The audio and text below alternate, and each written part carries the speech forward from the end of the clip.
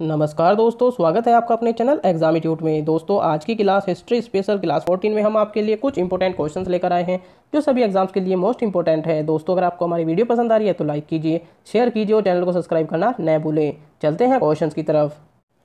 Question number 1, भारतीय राष्ट्रीय कांग्रेस का 1896 का अधिवेशन निम्नलिखित में से किसके लिए विख्यात है? आपके पास ऑप्शन है इस प्रकार। ऑप्शन ए, पहली बार राष्ट्रीय गान गाया गया। ऑप्शन बी, पहली बार राष्ट्रीय गीत गाया गया। ऑप्शन सी, पहली बार तिरंगा लहराया गया। या ऑप्शन डी, इनमें से कोई नहीं।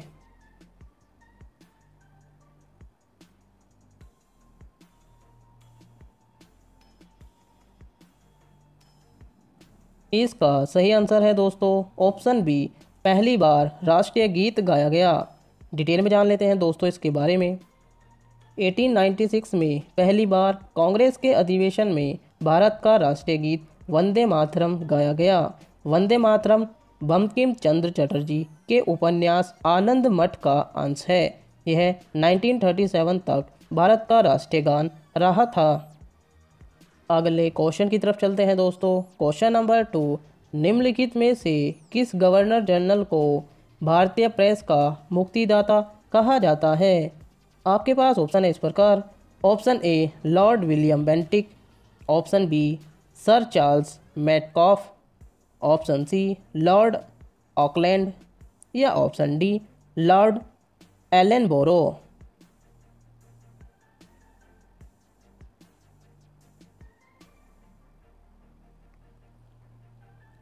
इसका सही आंसर है दोस्तों option B, sir Charles Metcalfe. Detail में जान लेते हैं दोस्तों इसके बारे में। सर चार्ल्स मेटकॉफ 20 मार्च 1835 से 4 मार्च 1936 के बीच भारत के गवर्नर जनरल थे। उन्होंने प्रेस को पूर्ण स्वतंत्रता दी थी, इसलिए उन्हें भारतीय प्रेस का मुक्तिदाता भी कहा जाता है। अगले क्वेश्चन की तरफ चलते हैं दोस्तों। क्वेश्चन नंबर 3, समुद्री व्यापार के संदर्भ में कारताज व्यवस्था का उपयोग किसके द्वारा किया जाता था? आपके पास ऑप्शन है इस प्रकार। Option A, Dutch. Option B, फ्रांसीसी। ऑप्शन सी, अंग्रेज। या ऑप्शन डी, पुर्तगाली।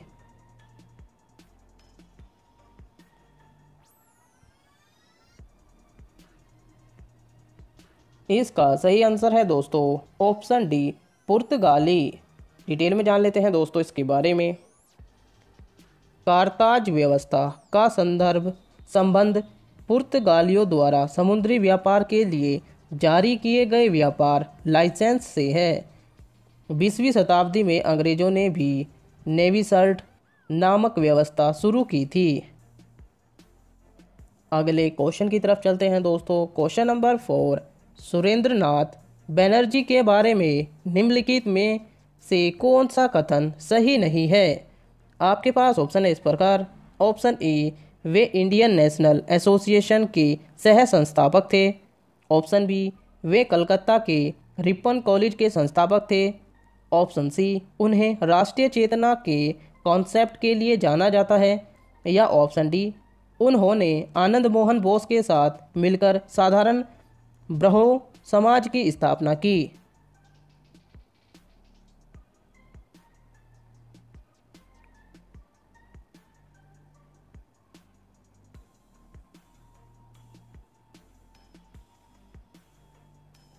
इसका सही आंसर है दोस्तों ऑप्शन डी, उन्होंने आनंद मोहन बोस के साथ मिलकर साधारण ब्रहो समाज की स्थापना की। डिटेल में जान लेते हैं दोस्तों इसके बारे में। सुरेंद्रनाथ बनर्जी ने आनंद मोहन बोस के साथ मिलकर इंडियन नेशनल एसोसिएशन की स्थापना की थी। साधारण ब्रहो समाज की स्थापना आनंद मोहन बोस, शिवनाथ शास्त्री, शिवचंद्र सेन, उमेश चंद्र दत्ता ने की थी। अगले क्वेश्चन की तरफ चलते हैं दोस्तों। क्वेश्चन नंबर 5, स्वतंत्रता आंदोलन के दौरान रविंद्रनाथ टैगोर ने नाइटहुड की उपाधि किस घटना के विरोध में वापस कर दी थी? आपके पास ऑप्शन है इस प्रकार। ऑप्शन ए, बंगाल विभाजन। ऑप्शन बी, जलियांवाला बाग हत्याकांड। ऑप्शन सी, भगत सिंह, राजगुरु और सुखदेव को मृत्युदंड। या ऑप्शन डी उपरोक्त में से कोई नहीं।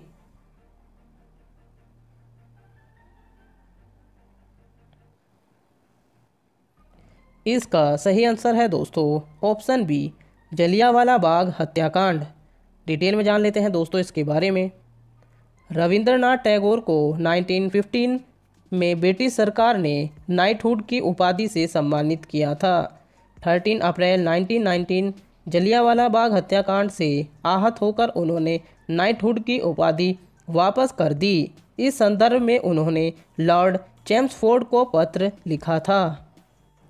अगले क्वेश्चन की तरफ चलते हैं दोस्तों। क्वेश्चन नंबर 6, मुसलमानों के लिए अलग मतदाता दल के लिए किस कांग्रेस अधिवेशन को जाना जाता है?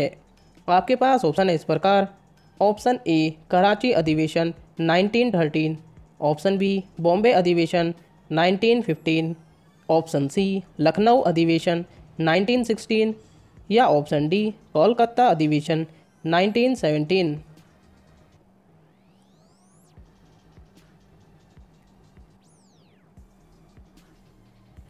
इसका सही आंसर है दोस्तों ऑप्शन सी लखनऊ अधिवेशन 1916। डिटेल में जान लेते हैं दोस्तों इसके बारे में। 1916 के लखनऊ अधिवेशन में मुसलमानों के लिए अलग मतदाता दल की व्यवस्था की गई थी। इस अधिवेशन में कांग्रेस के दो दलों गरम दल और नरम दल को वार्ता के लिए एक मंच पर लाया गया। अंबिका प्रसाद मजूमदार इस अधिवेशन में कांग्रेस के अध्यक्ष थे। अगले क्वेश्चन की तरफ चलते हैं दोस्तों।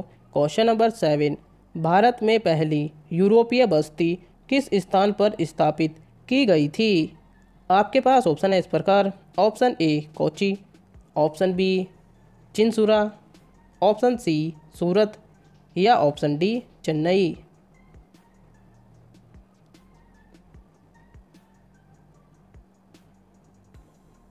इसका सही आंसर है दोस्तों ऑप्शन ए कोची। डिटेल में जान लेते हैं दोस्तों इसके बारे में।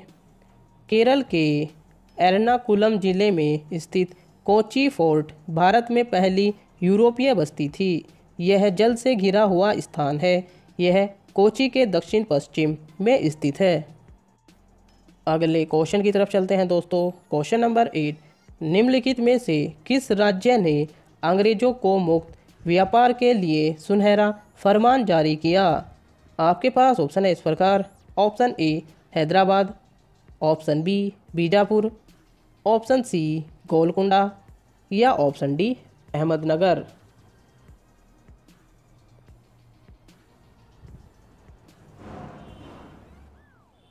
इसका सही आंसर है दोस्तों ऑप्शन सी गोलकुंडा। डिटेल में जान लेते हैं दोस्तों इसके बारे में। 1632 में अंग्रेजों को गोलकुंडा का साथ मुक्त व्यापार करने का सुनहरा फरमान प्राप्त हुआ। इसके लिए शुल्क 500 पैगांडा प्रति वर्ष था। अगले क्वेश्चन की तरफ चलते हैं दोस्तों। क्वेश्चन नंबर 9, सलबाई की संधि किस युद्ध से संबंधित है? आपके पास ऑप्शन है इस प्रकार। ऑप्शन ए प्रथम आंग्ल मैसूर युद्ध, ऑप्शन बी प्रथम आंग्ल मराठा युद्ध, ऑप्शन सी द्वितीय आंग्ल मराठा युद्ध या ऑप्शन डी द्वितीय आंग्ल मैसूर युद्ध।